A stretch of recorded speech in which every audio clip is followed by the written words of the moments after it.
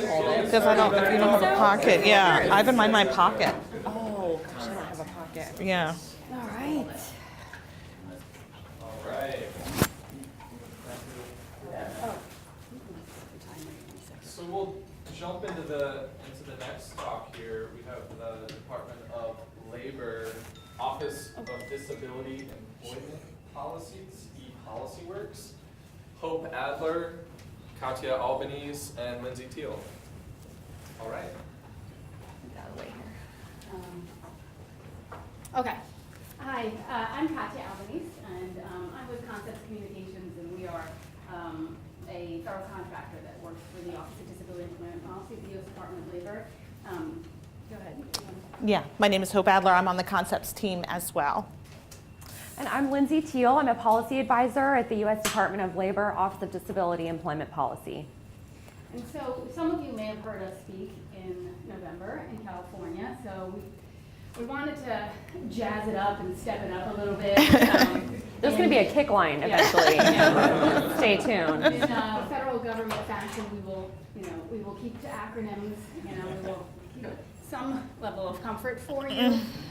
But we, to differentiate ourselves from the last presentation, we brought Lindsay with us this time. So you have our federal rep here. And we also did a video that Lindsay's going to introduce to show you a little bit more about our initiative. So with that, I'm just going to kick things to Lindsay. We're also going to try to stay on time, which we did not do in November. So I'm going to help try to facilitate that. And our colleagues at FDA did a great job on their presentation, and a lot of their best practices are our best practices. So what we thought we would do is not repeat, and we may just kind of go over them a little bit, but just share with you some other points of interest or best practices that differentiate from theirs. So with that, Lindsay, do you want to tell us a little bit about ePolicyWorks and ODEP? Absolutely. So I joined the Department of Labor almost 3 years ago. I came over from Capitol Hill. There was a really specific reason that I wanted to work at the Office of Disability Employment Policy. It's a bit of identity politics, actually. I'm visually impaired, and as a person with a disability, I always had some barriers to getting jobs, even being a resident assistant in college. There were some barriers to that type of employment.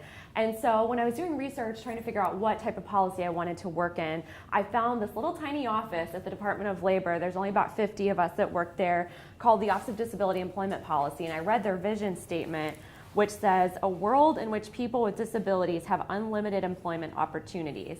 And I was really inspired by that vision statement. I thought, I want to work for an organization that has that as their mission, as their vision. And so ODEP is a little policy shop. We're non-regulatory. And so we do our best work when we're able to partner with federal agencies and the private sector, nonprofit, to innovate and to figure out ways to improve employment outcomes for people with disabilities. And so my boss was the visionary behind the idea behind ePolicyWorks, and this is the dream team that actually made it happen. He's very forward-thinking. He's not here today, so I'm actually not being paid to make him look good. But he has this idea of making policy 10, 20 years in the future instead of reacting to things that are happening today. And so the idea behind ePolicyWorks was to engage our citizens and our stakeholders in conversations around disability employment. Conversations that are related to how to improve employment options. So whether it's a conversation about transportation or about youth transitioning from school to work, that's how we use the IdeaScale platform. And so, let's see, basically the idea behind ePolicyWorks came because ODEP used to do these listening sessions around the country. Just a handful of them would cost a huge amount of money, and it was very limited in who could actually participate. And so Mike had this idea to take those listening sessions and take them online, make an accessible platform so that anyone can participate at any time, no matter what their disability, no matter what their transportation access was. So that's how we use IdeaScale. We've created a community of people that weigh in on policy issues, and the goal is participatory policy making. Okay.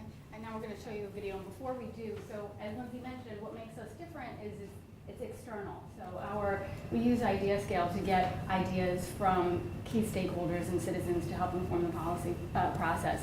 And to date, our first dialogue was in May of 2013. So we've been doing this for a while. We've had 37 dialogues. We average about a 10% participation rate.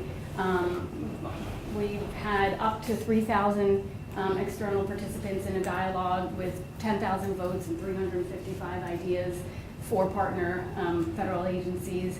And then we've had small ones with a dozen ideas and 20 participants and one partner. So with that, I'm going to show you our little video. Effective policymaking around disability employment issues takes time, effort, and innovative approaches to solving problems. It also takes input from people like you, key stakeholders, subject matter experts, and thought leaders willing to share their expertise and experiences. Because that's how we shape great policy, through participation. In the U.S. Department of Labor's Office of Disability Employment Policy, this happens through the ePolicyWorks online dialogues. The dialogues are online crowdsourcing or virtual town halls that are available anytime, anywhere from your computer, tablet, or smartphone. Simple, and most importantly, they're accessible to everyone, including people with disabilities.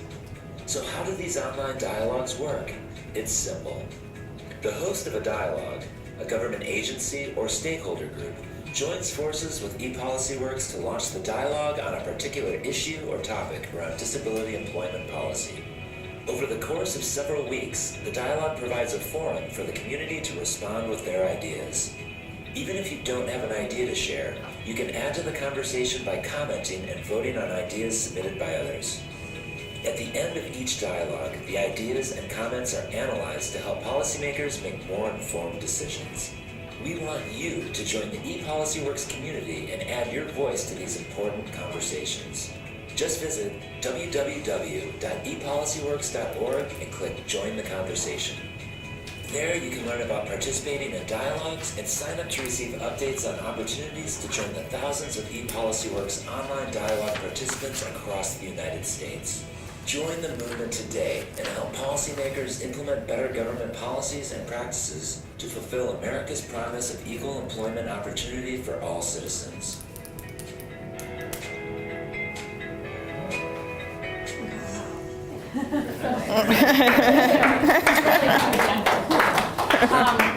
So before Hope takes over, just a couple of really quick points. You'll notice we're a .org. You're probably wondering why. It's federally sponsored. Few reasons, and something that Mike alluded to in his presentation. We really try to align what we do with our leadership at the Department of Labor and what their priorities are. And back when ePolicyWorks started, we had the opportunity and it was available to us to not be a .gov in order to get citizen engagement, to respond to the federal government. There was that perception that maybe citizens didn't want to correspond directly with a regulatory agency like the Department of Labor, or an employer company, etc. And so even though we were always transparent that it was a Department of Labor initiative, we did have the .org and continue to have that.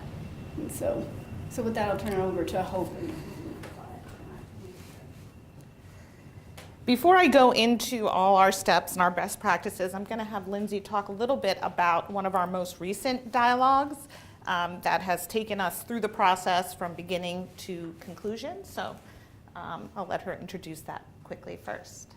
So about a year ago, I was assigned a new area of policy, new to me, not new in general, transportation policy as it relates to the employment of people with disabilities. So just to give you just a brief history on myself, I'm from Texas. We don't have excellent, great public transit in Texas, and so I had a lot of trouble getting around in my home state. And so I knew firsthand that transportation presents a major barrier to employment for people with disabilities. And so I started looking into the self-driving vehicle issue. So that was 1 year ago. 12 months later, we actually just presented 2 ideas to the Secretary of Labor on how autonomous vehicles could be leveraged to get people with disabilities to work and we got the green light. And so basically one of the ways we got to that is we had an online dialogue called Autonomous Vehicles Driving Employment for People with Disabilities. And we did a lot of partnering with folks who were working in this space, such as the Securing America's Future Energy think tank, SAFE. And they were our partner in the dialogue. And we also did a Twitter chat to promote the dialogue. And we got a lot of participation. We actually got folks from Uber, Audi, advocacy groups, National Federation for the Blind, and others to join in a conversation on how we can partner to make sure that autonomous vehicles are going to be accessible to people with disabilities so that we can actually get them out of their houses and in the workforce. So, as the FDA mentioned, we have a process that we follow for each dialogue, best practices. As Claudia mentioned, we've had 37 dialogues since 2013. And when I say dialogues, it's kind of your challenges. It means a community with a bunch of different topics, a number of different campaigns. So when we look to host a dialogue, and for example, the AV dialogue, we meet with either someone at DOL who's interested or someone who's a host organization. It could be another agency, it could be a nonprofit, and we go over the why, what, who, and when. And many of these things have already been mentioned, and we think it's really important to set up the goals. What do they want out of this dialogue? What are their expectations? Who is going to participate? Who are we looking to get as our target audience? And what is the time frame? And again, we stick to the 2 weeks as well. There needs to be a sense of urgency, we believe, to get people to participate. So we do a lot of scheduled emails, last chance, last day, last week, to try to get people involved. And we find there's a bunch in the beginning, and then there's a flurry at the end as well. Another thing we do with our partner organizations is really go over the team roles. You know, what role are they going to play? What role are we going to play? And these are the roles that we outline. Moderators, and that's come up already before. Moderators, for us, are the key to any successful dialogue. The dialogues that have done well, there are active moderators who are responding to every idea, not necessarily every comment, but even if it's just thanking them for the idea or saying, does anyone else in the community have this experience, or can you elaborate? Does anyone have resources? But just letting them know that someone's listening on the other side. So whoever our partners are, we make sure that they've identified who the moderators are going to be of this dialogue. And Lindsay plays a huge role in moderation as well, so we will support them, but that's also part of the deal. If you're going to do one of these dialogues, you have to commit to moderating.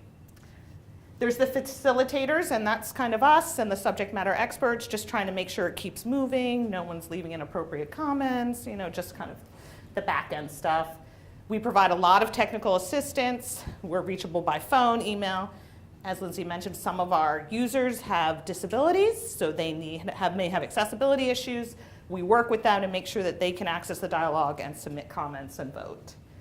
A big part of what we do is outreach. Again, we do a lot of outreach ourselves, but it's important that our partner know that that's part of the deal as well. They need to help, they need to reach out to their constituents. Outreach, outreach, outreach. We do data analysis at the end. We do both kind of the Google Analytics, where are people coming from, how many people participated, those metrics, as well as an analysis of the ideas. At the end of the dialogue, we produce a report that's available to all our participants, everyone who registered, as well as the host organization. And we have had legal involved, and we do recommend any of our host organizations, if they have any issues or concerns about legal, that they work that out as well. So step 3 is the materials, and again, FDA has talked about a lot of this. We determine the registration process, so for each community, the registration questions differ. We let our host organizations work with us to determine what those are. No more than 2 or 3, no surveys at the beginning of the dialogue, but they can collect some information. We set up a community, and if it's along the same topic, like we've done several for vets, the community is always going to be vets, but the campaigns change. And when someone comes to the page, they only see the campaigns that are active at that point. We do create additional pages kind of to support our users. We have a how this works page that really takes them step by step, how to leave an idea, how to comment, how to vote. About us, so we talk about who our host organizations are, who we are. We have an accessibility statement clearly outlining that the goal of this is to be accessible to everyone, and if you have any issues, please let us know. And a contact us, so that people can easily find us and learn more. So that's really a lot of times we find our host organizations wants to share a lot of information. So we do a lot of work to move it off the front page with help from IdeaScale. Oh, are you taking questions? Oh, I could jump in, Okay. yeah. So regarding the setting up the registration, do you conduct different campaigns simultaneously? So we use the campaigns kind of as topics. So we'll have one overarching question for the community, and then so for the AV dialogue, we had one general question about how do we make sure that vehicles are accessible to people with disabilities, and then our two campaigns were the government's role and the accessibility of the vehicles. So we had one overarching question, but then they could pick a campaign based on the topic that they were interested in. The registration questions are, overall for the community.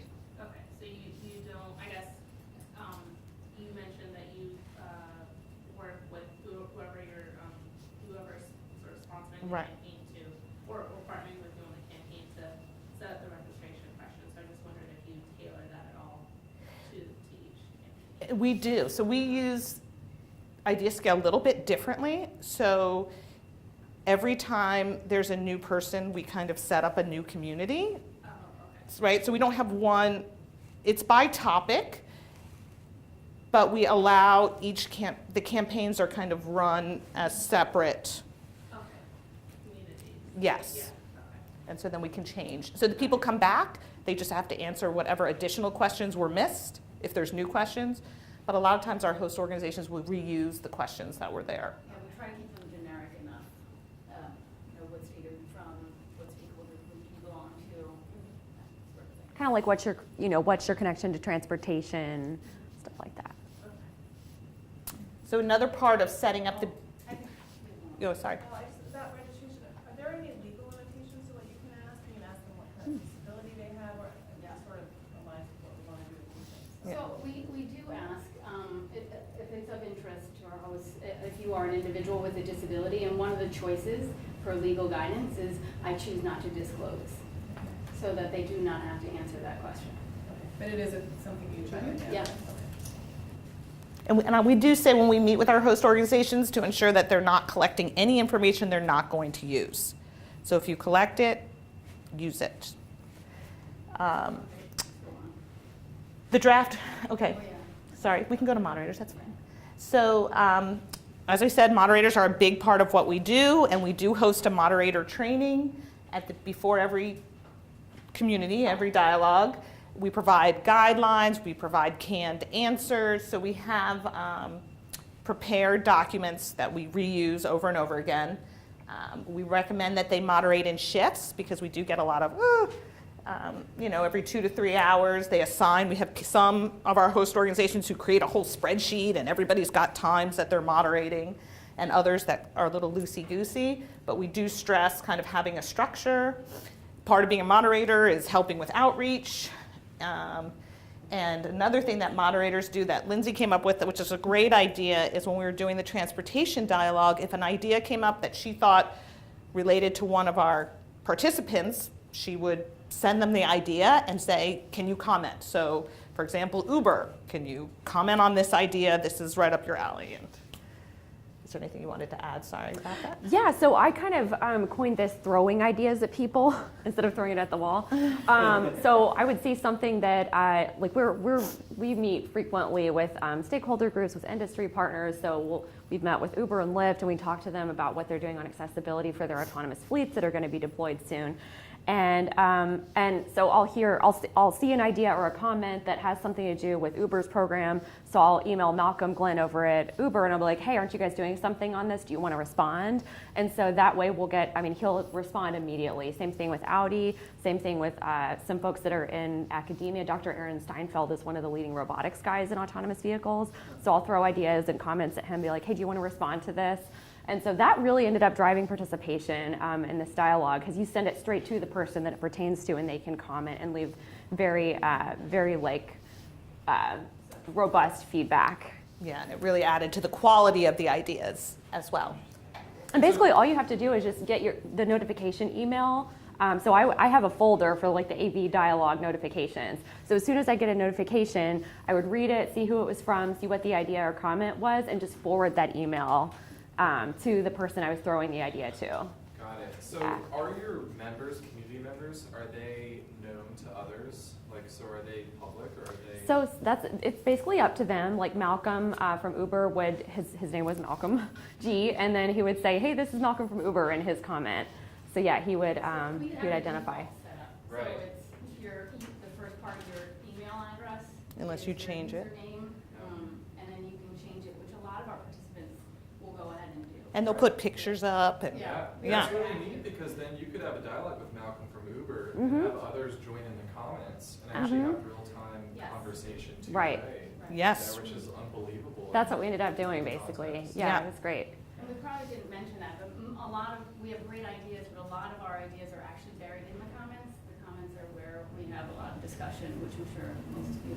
And we'll go back to that when we're talking about how we use IdeaScale, because we actually figured out a way to actually include some of the really robust comments in our review process of the ideas.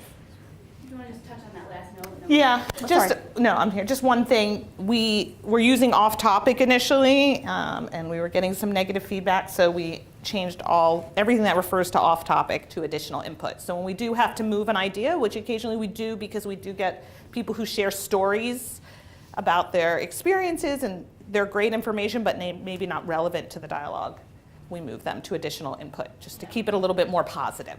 Did you, sorry, this is a technical question, did you change the name of the off-topic category? Yes, Okay. internally, yeah. We can show you to do that. Yeah. And it was really, It changed things, yeah. it changes things.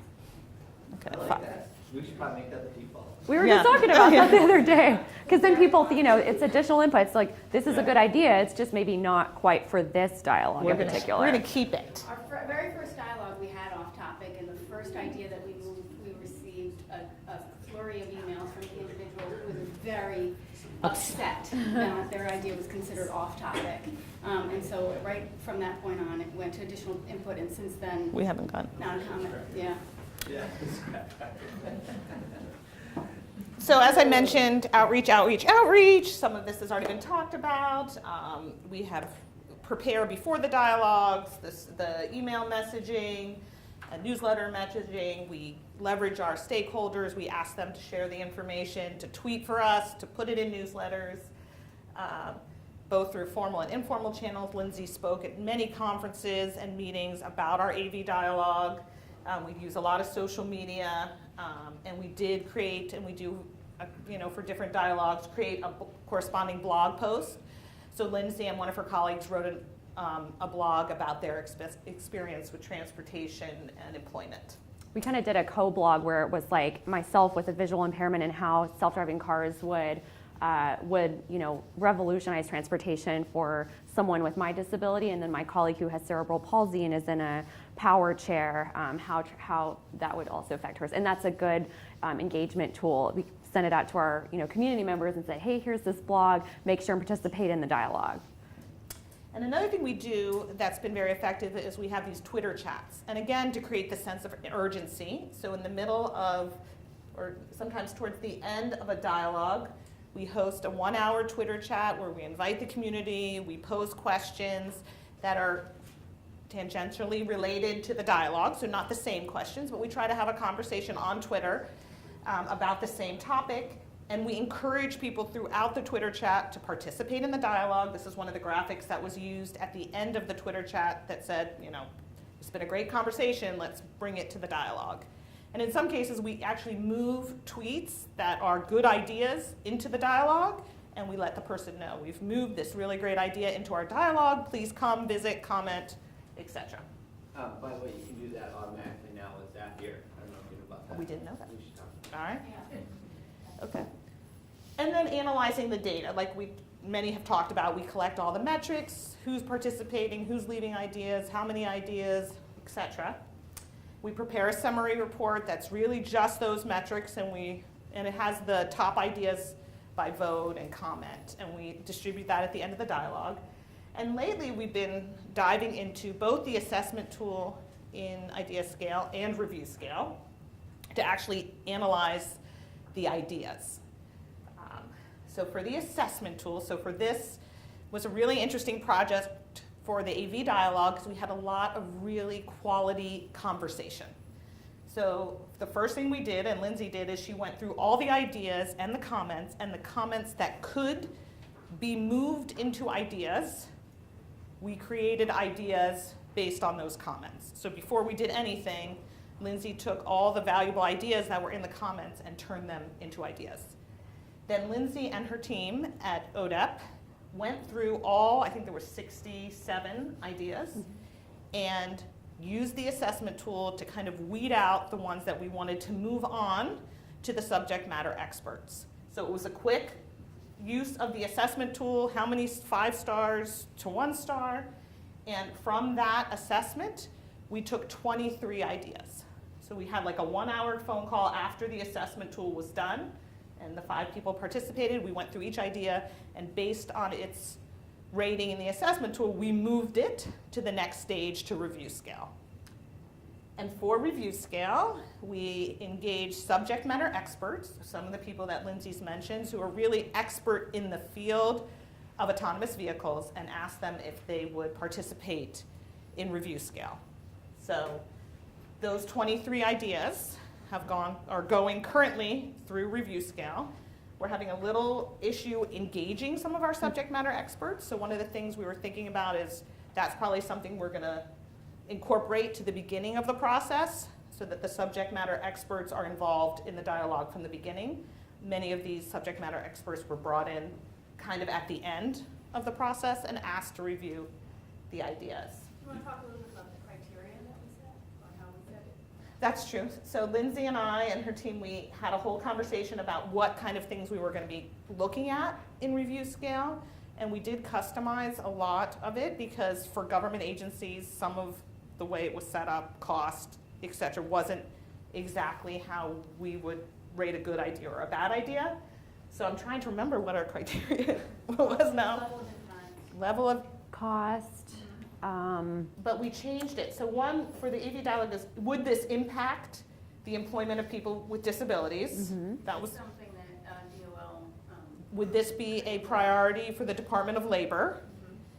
And Maybe a priority for other agencies as well, like DOT. to partner with other agencies? And then is this something that could be brought forward if there was an interagency meeting? Would this be an idea that would be worthy of? And that was our yes/no criteria.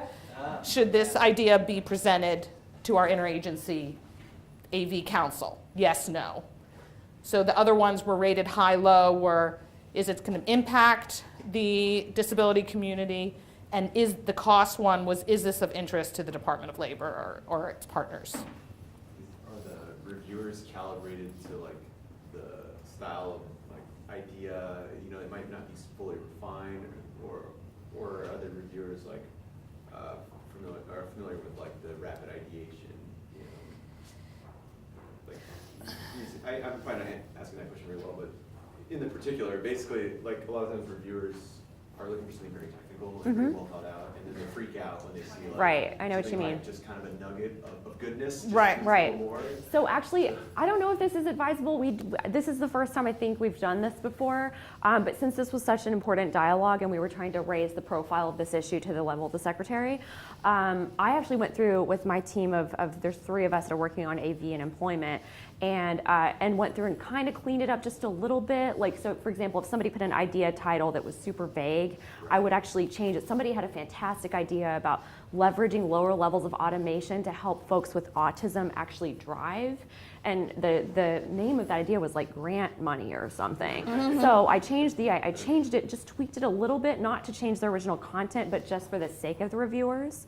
And so I changed it to like, lower levels of automation assisting folks on the autism spectrum. And just, we went in and tweaked just a little bit, not to add our stamp on it, just to make sure the reviewers knew what was being talked about. So the reviewers are like very technical. So Like one of them is like the vice president of Securing America's Future Energy, and he's the head of their autonomous vehicle program. So yeah, so we kind of wanted to just like help the reviewers a little bit so that it was, more clear to them. I don't know that that's always the best practice, but at least in our case, that was something that needed to be helped out a little bit. But none of the ideas were really that technical in nature. This was more kind of policy related. So even ideas such as like make sure that people with disabilities are involved in the beginning of the process Development. isn't an idea, maybe not a really thought out idea, but something that I feel like the disability community and some of our reviewers feel like they can run with. Okay, now we've done this. This is really important. We're hearing this from the Secretary of Labor. We need to push this forward. A So lot of them that we heard were like, don't let states require a driver's license to operate an AV, because that would restrict access for people who can't get a driver's license due to a disability. So yeah, most of them didn't require any like sanitizing or anything. But yeah, we've got these expert reviews, and they weren't all like technical experts. Some of them are like disability advocacy leaders and stuff like that. And I think a lot of our dialogues have been used to push policy forward, right? To be like, we gathered information, this is what we've heard. Maybe the policy has already kind of been moving down the pipeline, but it's justification to continue to move it.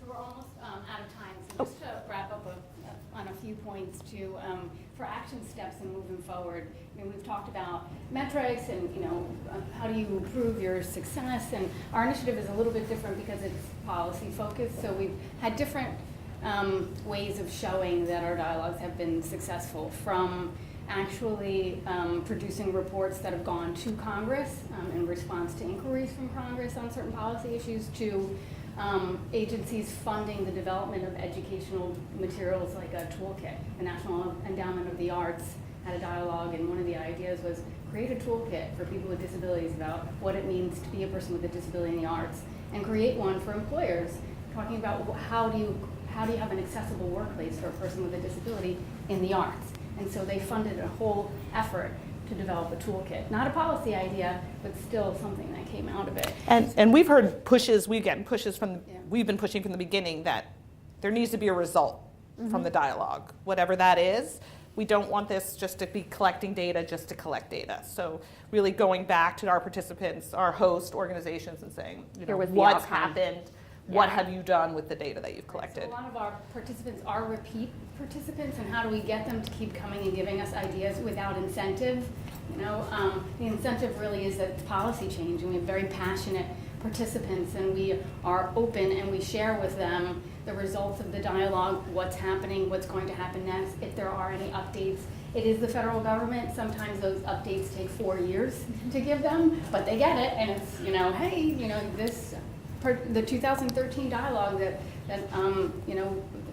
for federal partners in transition, they created an entire initiative out of it, and continue to go really strong, and so we like to give updates on that. But Lindsay, can you just quickly summarize sort of what the results are from this AV dialogue? Absolutely. And how that's, for us, it's created a whole initiative? It actually it's fast for federal government standards. We started working on this a year ago and already have some actionable items from the Secretary's office. So as a result of this dialogue and the use of the assessment tool and then review scales sequentially, we're actually going to be presenting the results of this dialogue at a federal interagency meeting, bringing together all the federal partners in autonomous vehicles and disability coming up. It's either going to be late April or end of May. I'm pushing for end of May, so I have more time to organize it. But yeah, so we're going to be, so what we found from the dialogue will actually be what we're starting off this interagency meeting, which we're hoping to turn into an interagency work group. So yeah, this will be the basis of that group and our work. Alright. Oh, I think there's one more question. Okay, I was just gonna ask about your summary reports that you send out. Do you send those out like after or do you send that out like when you know which ideas are going to be used? That's a good question. And like how do you communicate how your ideas from your conversations are being used? So the summary reports go out usually 2 weeks after the dialogue, and after the community is closed. It goes out to everyone who registered. We also put it on our website, so it's not really the analysis of ideas, but this way people can see what the top ideas were, who participated. So that's like the first feedback loop. When something has come out of a dialogue, like the Federal Partners in Transition or the Careers in the Arts, again, we reach out to the people who've registered. We have their emails and let them know, based on this dialogue you participated in, a toolkit is now available. They put up a whole website for Federal Partners in Transition. They had a whole report that referenced the dialogue and the actual ideas, so we pushed that out. We do have a website, a new website, that we put, so it has each dialogue that we run, the dates, a short description, as well as the report. We've also talked about using the blog, just as a quick afterthought, we've thought about using the blog as a way to talk about, like, here's a result of the National Endowment of the Arts dialogue, and kind of talk about I like to talk about like individual human impact. So if one person was affected by something that we were able to do, maybe telling their story in the blog. So we're constantly trying to innovate and try to make sure that we're closing that loop and people are real. That's how we feel like we're going to grow our community, is people can see. That's our incentive. They can see the change that comes from their participation. Thank you. That's it. Great.